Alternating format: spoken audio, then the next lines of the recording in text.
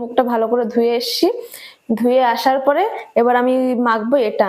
যেহেতু আমি হচ্ছে ব্রণর জন্য মাখি আমার মুখে, যেহেতু এত এত দাগে ভর্তি হয়ে গেছে, তো এটা 3 বার আমি মুখে স্প্রে করি, কিন্তু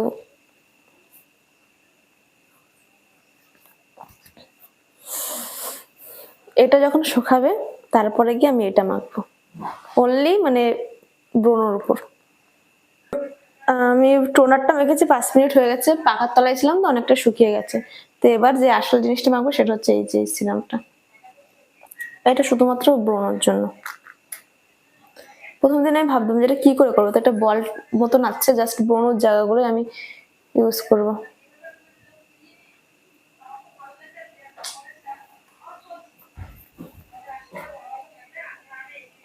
ঠিকঠাক দেখতে পাচ্ছি না।